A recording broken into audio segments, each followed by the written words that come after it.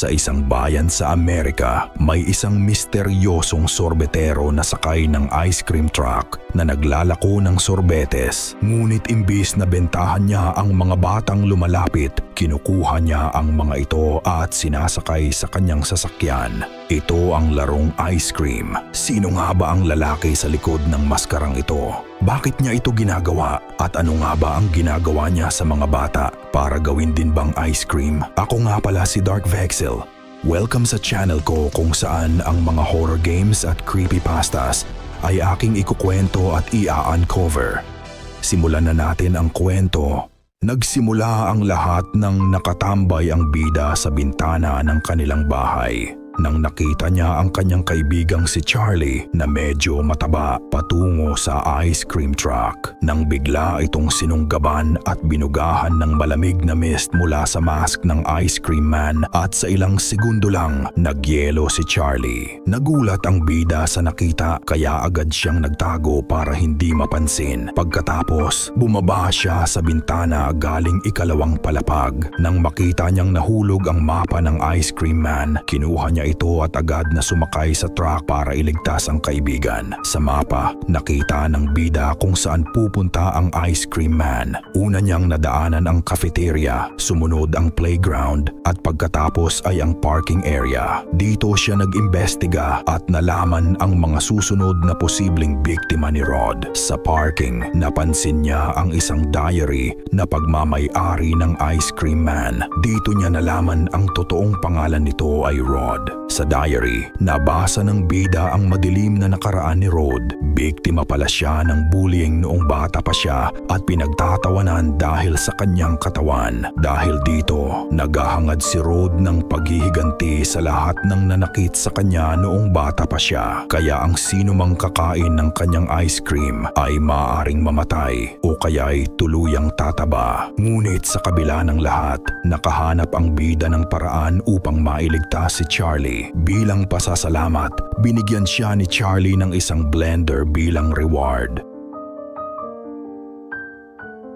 Sa episode 2 naman, dito unang ipinakita ang circle of friends ng ating bida kasama si Charlie. Ngunit sa pagkakataong ito, ang kaibigan niya namang si Liz na kapatid ni Charlie ang nabiktima ng ice cream man nang hindi niya namamalayan ang nangyari kay Charlie noong una. Kaya agad na bumaba ang ating bida mula sa second floor ng kanilang bahay upang sundan at tulungan si Liz. Dahil doon, napunta sila sa iba't ibang lugar.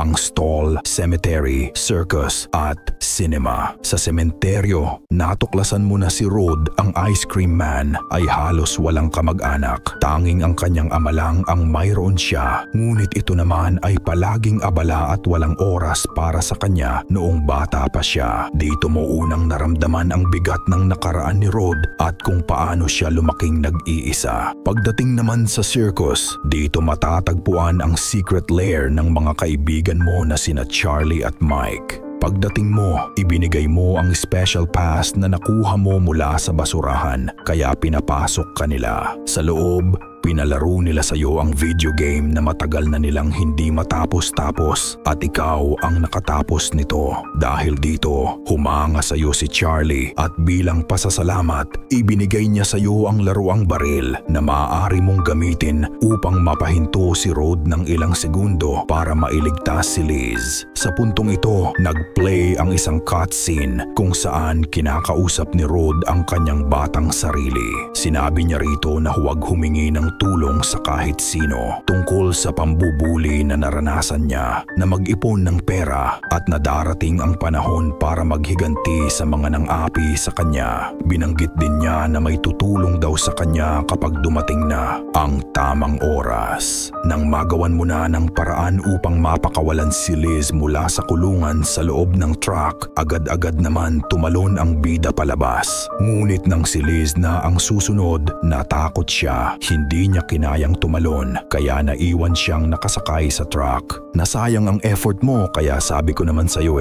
huwag ka mag-effort sa maling tao. At dito natin nalaman na si Mike ay meron palang pagtingin kay Liz noong hinagis niya ang isang bagay na may kalakip na sulat na kanyang confession.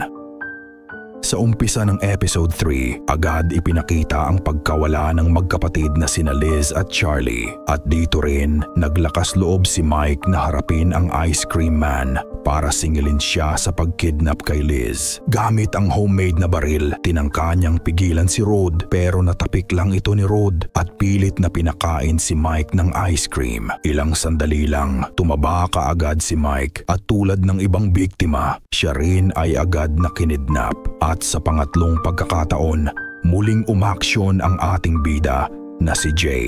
Ginamit niya ang kanyang tirador para ma-stun si Rod ng ilang segundo at agad siyang sumampa sa likod ng truck upang sundan ito.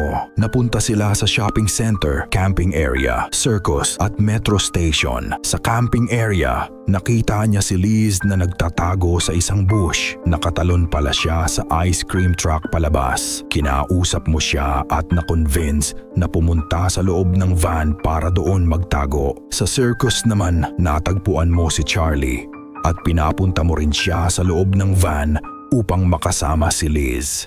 Dito rin natin nalaman ang mas malalim pang nakaraan ni Rod. Noong Disyembre 1995, nabasa ni Rod sa dyaryo ang tungkol sa isang aksidenteng ikinamatay ng kanyang tatay. Gumuho ang mundo niya at umiyak siya ng umiyak hanggang sa biglang may isang misteryosong babaeng kumatok sa kanilang pinto. Sinabing bumalik siya sa kanyang ina at iniabot ang isang liham na sinulat mismo ng nanay ni Rod. Noong Disyembre 1940 naman, nang isinilang si Rod, dito unang ipinakita ang kanyang ina na si Sister Madeline na sinasabing isang miracle daw na nabuhay pa ang sanggol na si Rod. Tuwing kaarawan niya, lagi siyang pinadadalhan ng sulat ng kanyang nanay pero hindi niya ito binubuksan hanggang sa dumating ang kanyang ika-25 kaarawan kung saan ang huling sulat ay may kasamang libro. Dito sinabi ng kanyang nanay na ang librong iyon ay naglalaman ng mahahalagang sekreto, isang chemical na kaya daw lumikha o sumira ng buhay. Sa kasamaang palad, ang kasamaan ang napili ni Rod. Habang nasa likod ng truck ang magkakaibigan, narinig ni Rod ang ingay mula sa kanila. Nahuli niya sila at ginawang yelo ang lahat. Pero sa kabutihang palad, hindi nito nakita si Jay. Nakatakas siya dala ang chemical na nagmula sa bibig mismo ni Rod. At ang chemical na ito ay kanyang ginamit upang gumawa ng ice cream at subukan niya sa mismong sarili niya ang magiging epekto. Dito tumaba siya at sinadyang magpahuli kay Rod upang mailigtas ang mga kaibigan. Ipinakita din na magbabalik na ang kanyang nanay na si Sister Madeline bilang evil noon. Sa episode 4, makikita natin ang bida nating si Jay na papunta na sa loob ng factory habang nakakulong sa isang cage. Dito natin nalaman na isa sa secret ingredients ng kanyang ice cream ay ang mga batang chubby o matataba. Pinipisil daw niya ang mga ito hanggang sa isang patak na lang ang matira. Isang nakakakilabot na proseso para makuha ang ingredient na gusto niya. Pagdating mo sa room kung saan ikinukulong ang mga bata, dito mo nakita ang mga kaibigan mo. Kaya kaagad gumawa ng paraan si Jay para mailigtas sila. Habang umiikot-ikot at umiilag sa mga mini-rod, mga maliliit na robot na gumagala sa factory. Kapag nakakita sila ng intruder, agad silang magseset ng alarm para tawagin si Rod. Habang iniiwasan mo ang mga alarm at tinatapos ang iba't ibang tasks sa buong factory, isa-isa mong nabuksan ang mga daanan at mekanismong kailangan para matulungan ang mga kaibigan mo. Sa huli, gamit ang isang computer, nagawa mong buksan ang mga kulungan nila at mapalaya silang lahat. Pero syempre, hindi ito lingid kay Rod. Alam mo na kung gaano kabilis at gaano siya kagalit kapag may nakakalusot sa plano niya.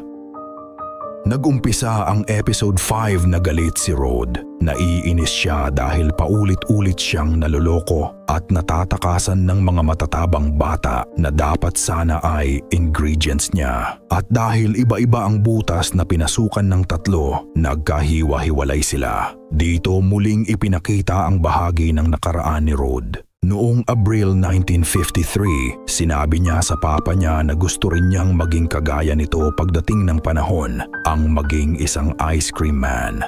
Nag-request pa si Rod kung pwede niyang tikman ang ice cream na ginagawa ng kanyang ama. Pero hindi siya pinagbigyan.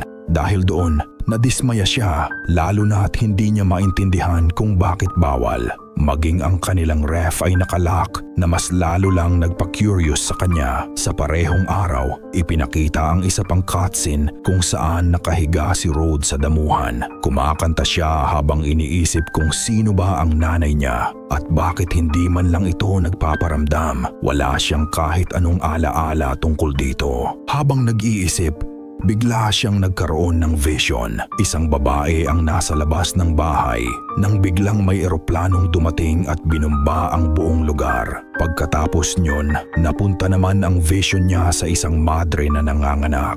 Habang nanganganak ito, may isang mahiwagang orb na lumabas mula sa babae sa unang vision at pumasok ito sa sanggol at ang sanggol na iyon ay si Rod. Pagbalik niya sa realidad, napahawak siya sa ulo at nagulat sa mga imaheng nakita niya. Hindi niya alam kung panaginip ba iyon, alaala o isang piraso ng katotohanang matagal nang nakatago sa kanya. Sa gitna ng gulo at paghihiwalay ng magkakaibigan, sa wakas, nagtagpo rin sina Mike at Jay. Dito sila nagkausap ng maayos at nagplano. At nagkaroon sila ng iisang mission. Hanapin ang magkapatid na sina Charlie at Liz at tapusin na ang kabaliwan ni Rod.